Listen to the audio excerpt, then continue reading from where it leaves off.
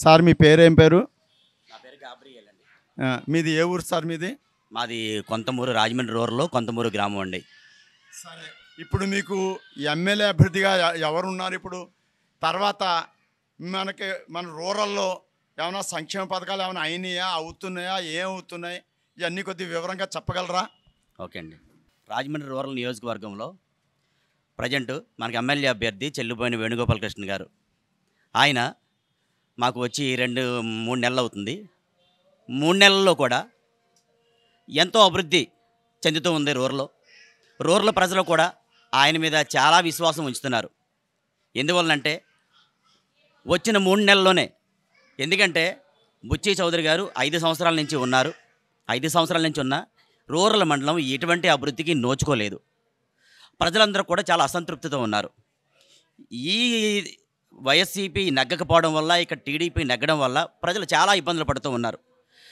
అది గుర్తించి, ఈ ఇబ్బందిని గుర్తించి మనకి జగన్మోహన్ రెడ్డి గారు మినిస్టర్ అయినటువంటి చెల్లుబోయిన వేణుగోపాలకృష్ణ గారిని నియోజకవర్గంలో పంపించడం జరిగింది. ఇది పంపించిన తర్వాత 3 నెలల్లోనే సుడిగాలి పర్యటన చేసి రూరల్ అంతా కూడా ఎక్కడైతే ఏ విధమైన సమస్యలు ఉన్నాయో ప్రతి సమస్యను కూడా క్షుణ్ణంగా తెలుసుకుని దాన్ని నడుం కట్టి చాలా అభివృద్ధి చేశాడు. 3 నెలల్లో కూడా చాలా చాలా బాగా చేశారు ఆయన. ఇప్పటి వరకు ఎన్నో సంవత్సరాల నుంచి టెస్ట్ వేసుకుని ఉన్న సమస్యలని ఒక్క 3 నెలల్లో పరిష్కరించాడంటే ఆయన ఎంత గొప్పడో. ఆయన మనకి ఎమ్మెల్యేగా వస్తే మళ్ళీ మినిస్టర్ కావడం ఖాయం. ఏదేమైనా మన రాజమండ్రి రూరల్ని డెవలప్ చేయగలనే నమ్మకం ప్రజల్లో కలిగింది. ఈ నమ్మకం మీద ప్రజలందరూ కూడా చాలా విశ్వాసంతో ఉన్నారు. ఈసారి కూడా పైన జగన్మోహన్ రెడ్డి గారు రావడం ఖాయం.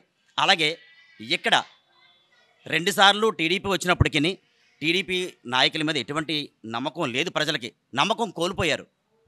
అందువల్ల ఈసారి వేణుగోపాలకృష్ణ గారిని గ్యారంటీగా ప్రజలందరూ కూడా నెగ్గించుకోవడానికి రెడీగా ఉన్నారు. ఇది వాస్తవం. ఈసారి ఖచ్చితంగా నెగ్గుతారు. ఈ రాజమండ్రి రూరల్ బాగుపడుతుంది. ఆయన రావడం వల్ల ఇది బాగుపడింది కొంత.